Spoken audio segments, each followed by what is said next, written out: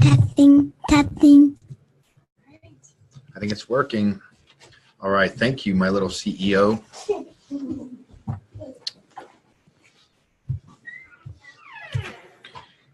So, good afternoon. Thank you for joining me for this podcast titled Back to Roots. And what I'll be doing every month now is meeting with you and answering some questions and giving you some important information about various topics dealing with health and so on and so forth. So what I like to do now is go ahead and I've got 3 questions here from our viewers and our listeners and our followers that I'd like to go ahead and address. And again, you can just email those to Back to Nature Lifestyle Medicine. You can message us on Facebook, or it's backtonaturelm@gmail.com. So feel free to send any questions to us, and be more than happy to spend some time and answer those for you thoroughly. So Kim asks, and this is this is a pretty legit question right now. She goes, my seasonal allergy is starting to return, and what can I do for those for my springtime allergies? Okay, so one thing with allergies you want to recognize is that an allergy is simply a protein that gets across the barrier where it should not be.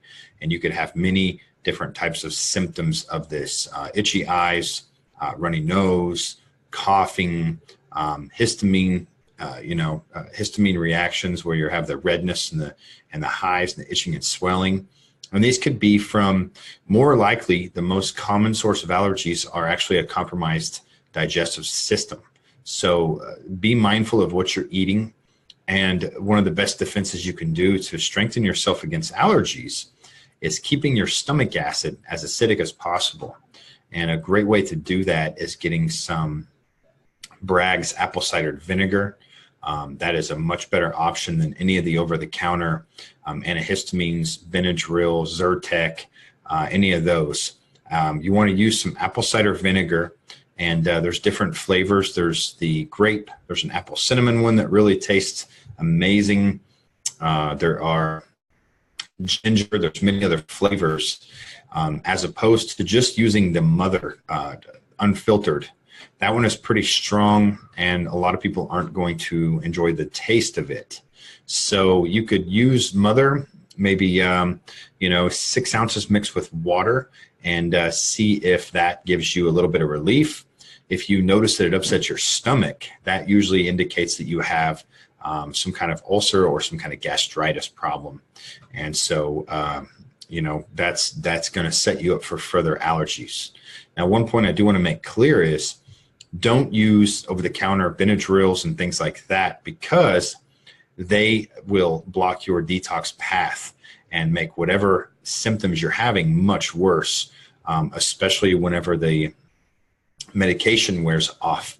Okay, whenever we take something like a Benadryl or an acid, an antidepressant, those things will actually tie up your liver function so much that if you have a dormant cancer cell inside you, or a lingering stealth infection, maybe a virus or something like that, and you block that detox pathway, now what you're doing is giving it life. You're fueling it and letting it wake up.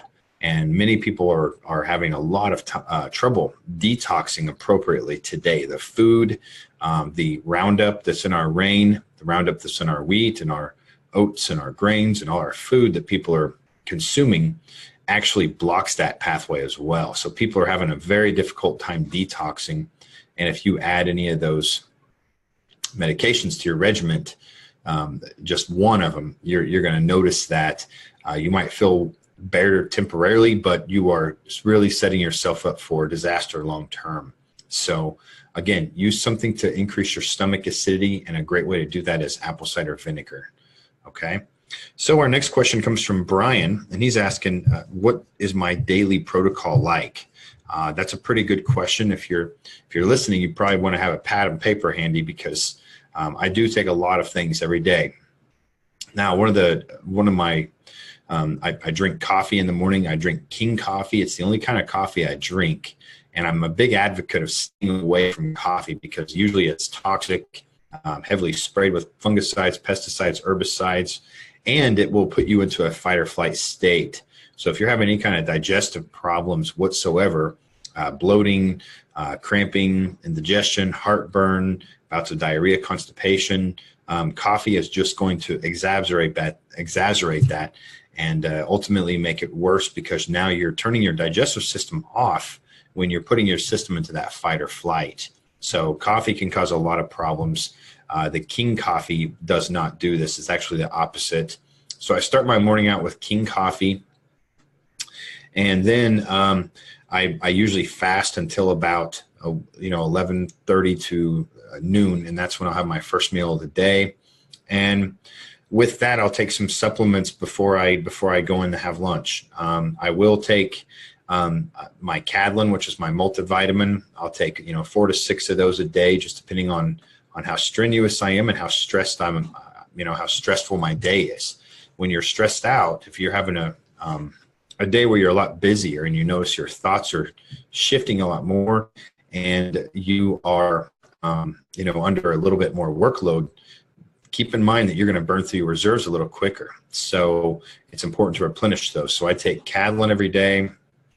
Again, I take vitamin D every single day, unless I'm going to be out in the sun. I don't take it on the days I'm out in the sun. But like today here in Kansas, it's very cloudy, and we're just not going to get as much as we should be. So vitamin D, I'm a big fan of Dr. Joe Wallach, so I do take my 90 essential nutrients a day, or 91, if you count that omega-7 fatty acid.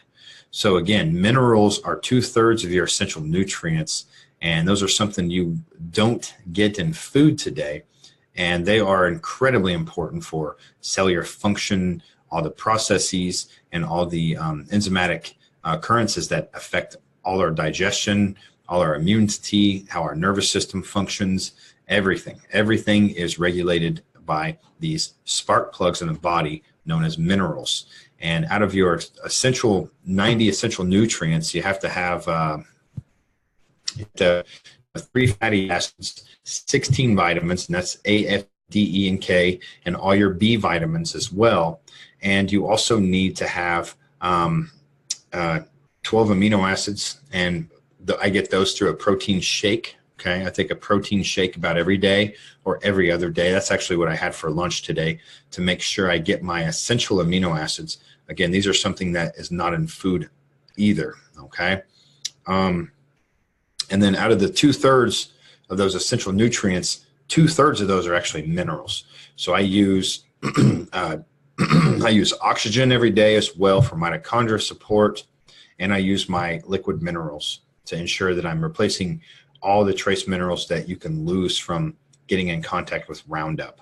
So that's essentially it. But I also believe in what's called pulsing. So if I am having a more stressful week and I'm actually doing a lot more and on the go a lot, I will ensure that I'm taking more supplements.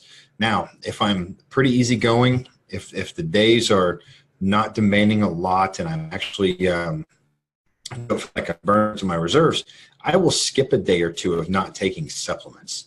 So it's just kind of up to you, but it's essential to get those minerals in, make sure you can absorb those, and then make sure you're covering your basis with some of the heavy hitters, such as vitamin D. And again, everyone's a little different. Some people are going to have a little more difficult time absorbing those. Some people are chronic carriers of infections. Some people have thyroid issues, so they need a little more iodine. Everyone's a little different, but getting your 90 essential nutrients is going to ensure that your cell turnover rate is actually adequately sufficient in nutrients. And that's really important, because today people are generational starving. And that's why you see in our country every 3 days a child athlete drops dead playing sports because of B vitamin deficiencies, and their heart goes out of rhythm. So this is very important. It's overlooked. Most people aren't talking about it. But if you have adequate B vitamins, your heart stays in check. And don't think you're going to get these 24 B vitamins. And I think Royal even said there might be 40 B vitamins when you combine other sources of B vitamins Don't think you're going to get those from buying a supplement in the grocery store that has maybe 6 or 8. Chances are your body is not even going to recognize those. So get with someone who is a nutritional expert and knows what they're talking about in order to make sure you're adequately hitting your cells on all cylinders. Okay. So thanks. That was a great question. Now, Sue says, I've been a follower of yours for years, and lately you've had a lot of posts about mushrooms, and there's a lot of talk about mushrooms going on. Can you give us a little insight on why this is such a hot topic right now? Well, I'm glad you are paying attention, Sue, because it's absolutely true. Mushrooms are our most powerful weapon in nature.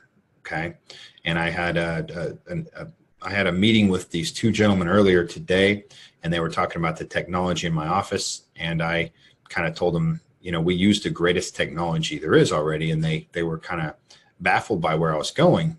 But my point is, if you want to look at the most successful model in nature or successful model in existence, we have to look at nature. And mushrooms are our most powerful allies for getting us out of this mess. Okay. So in reality, all the world's problems today can be solved one way or another with mushrooms. They are very fast growing. They're very powerful at detoxifying. And some of the studies that have come out on these are showing that they can help us alleviate many of the health challenges that we are facing today, including brain health, a lot of blood sugar problems with a diabetic epidemic, autoimmune, chronic problems these people are facing. And mushrooms are actually very surprising in the literature, and what the the traits that we share with them are absolutely mind-blowing. Mushrooms actually breathe oxygen like we do. They expel carbon dioxide like we do. We are more related to mushrooms than any other kingdom. And that's something important to keep in mind, because they share the same pathogens we do. They have resilience against the same viruses and the same bacteria that we do. So when we consume these, you are going to get health benefits. Some of the more intriguing health benefits are, for brain health. I mean, they can actually clear plaques out of the brain, and you can develop not only the brain matter you have now, but always ultimately a new level of consciousness. And that is something that we are completely missing today with all this. Everywhere you look, someone's staring at a phone. And this is not really social media, it's anti-social media.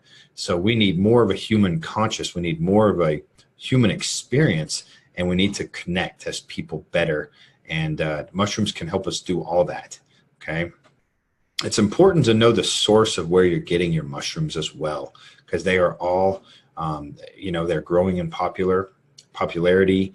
2019 is going to be the trend of coffee mushrooms, okay? And they're not all the same. You want to know where your mushrooms are coming from. Many of the competitors, many of the companies that are starting to produce organically grown Ganoderma, because of its popularity, are actually growing these in plastic bags and in laboratories. And if you see the picture of the two comparing which ones we use versus the ones that are grown in the plastic bags, it's very obvious that these mushrooms were never stressed out. When you're in a plastic bag in a stable environment in a laboratory, you don't get all the necessary microRNA from the environment in order to grow to your highest potential. The mushrooms we use are actually grown 185 miles from the closest civilization out on mountains, and they're stressed naturally in their natural environment. And when you stress something like a mushroom or something like a plant, you stress it naturally in its environment, these organisms activate their own defense systems. They activate their own defensive methods and increase the antioxidant load in themselves to protect themselves from whatever the threat might be. And those translate into the chemical properties that allow us to be benefited when we consume these. So when you look at mushrooms like Ganoderma and its brilliant, bright red color, those are disease-fighting colors. When you look at some mushrooms that are grown in the labs, they look like pancake color. they don't have those disease-fighting properties.